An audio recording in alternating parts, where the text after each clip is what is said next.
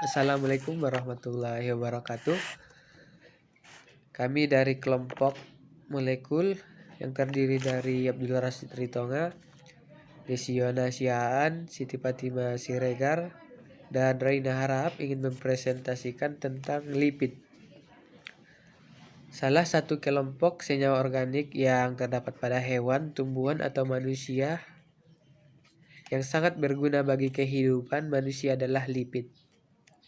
Para ahli biokimia bersepakat bahwa lemak dan senyawa organik yang mempunyai sifat fisika dimasukkan dalam satu kelompok yang disebut lipid. Adapun sifat fisika yang dimaksud ialah yang pertama tidak larut dalam air, tetapi larut dalam satu atau lebih dari satu pelarut organik. Yang kedua, ada hubungan dengan asam-asam lemak atau esternya. Yang ketiga, mempunyai kemungkinan digunakan oleh makhluk hidup. Penggolongan. Ada beberapa cara penggolongan yang dikenal Bloor membagi lipid dalam 3 golongan besar, yakni pertama lipid sederhana, contohnya lemak dan lilin. Yang kedua lipid gabungan, contohnya fosfolipid dan celebrosida. Yang ketiga derivat lipid, contohnya asam lemak, gliserol, dan sterol. Berdasarkan sifat kimia, lipid dibagi dalam 2 golongan, yakni lipid yang disabunkan, contohnya lemak, dan lipid yang tidak disabunkan, contohnya steroid. Lipid juga dibagi dalam beberapa golongan berdasarkan kemiripan struktur kimianya, yaitu pertama asam lemak, yang kedua lilin, yang ketiga lemak, yang keempat fosfolipid, yang kelima sphingolipid, yang keenam terpen, yang ketujuh steroid, dan ke-8 lipid kompleks. Demikian penjelasan dari saya. Saya Desi Yohana Siahaan akan melanjutkan penjelasan dari penggolongan lipid, yaitu yang pertama adalah asam lemak. Struktur asam lemak. Asam lemak adalah asam organik yang terdapat sebagai ester trigliserida atau lemak, baik yang berasal dari hewan atau tumbuhan. Asam ini adalah asam karboksilat yang mempunyai rantai karbon yang panjang dengan rumus umum RCOOH, di mana R adalah rantai karbon yang jenuh atau yang tidak jenuh dan terdiri atas 4-24 atom karbon. Pada umumnya, asam lemak mempunyai jumlah atom karbon genap. Di sini saya akan memberikan beberapa contoh asam lemak yang umum yang terdapat sebagai ester, yaitu yang pertama yang asam lemak jenuh, contohnya asam butirat dengan rumus C3H7COOH. Kemudian asam kaproat dengan rumus C5H11COOH. Kemudian asam palmitat dengan rumus C15H31COOH. Yang terakhir asam stearat dengan rumus C17H35COOH. Kemudian contoh dari asam lemak tidak jenuh yaitu yang pertama asam oleat dengan rumus C17H33COOH. Kemudian asam linoleat dengan rumus C17H31COOH. Dan contoh yang terakhir adalah asam linolenat dengan rumus C17H29COOH. Asam lemak tidak jenuh dapat mengandung satu ikatan rangkap atau lebih. Asam oleat mengandung satu ikatan rangkap. Ini merupakan rumus struktur dari asam oleat, yaitu CH3 berikatan dengan CH2 7 kali, berikatan dengan CH, kemudian berikatan ikatan rangkap dengan CH, lalu berikatan lagi dengan CH2 3 kali, dan berikatan dengan COOH. Adanya ikatan rangkap ini memungkinkan terjadinya adanya isomer cis trans, yaitu asam oleat cis Dengan rumus strukturnya akan saya berikan gambarnya. Ini merupakan gambar struktur dari isomer asam oleat cis. Sedangkan yang yang isomer transnya akan berubah namanya menjadi asam elaidat trans. Dan ini merupakan gambar struktur dari asam elaidat trans. Asam lemak yang tidak jenuh yang terdapat di dalam alam adalah isomer cis. Ini merupakan gambar rumus struktur dari asam linoleat.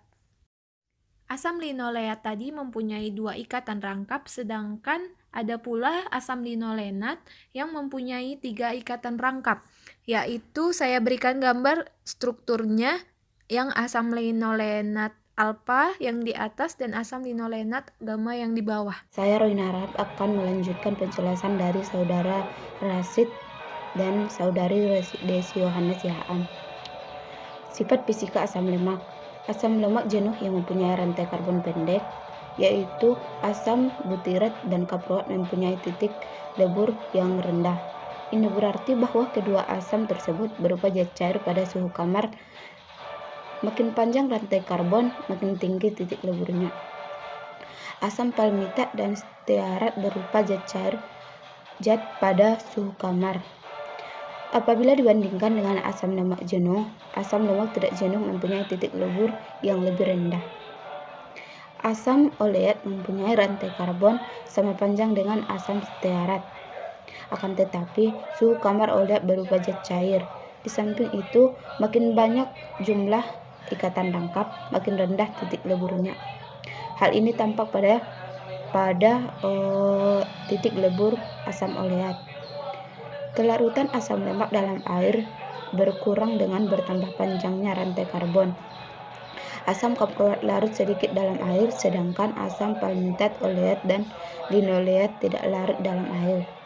Sekian. Assalamualaikum warahmatullahi wabarakatuh. Perkenalkan, nama saya Siti Fatimah Siregar, Makul Biokimia. Saya dari kelompok kimia molekul. Di sini saya akan menjelaskan tentang sifat kimia.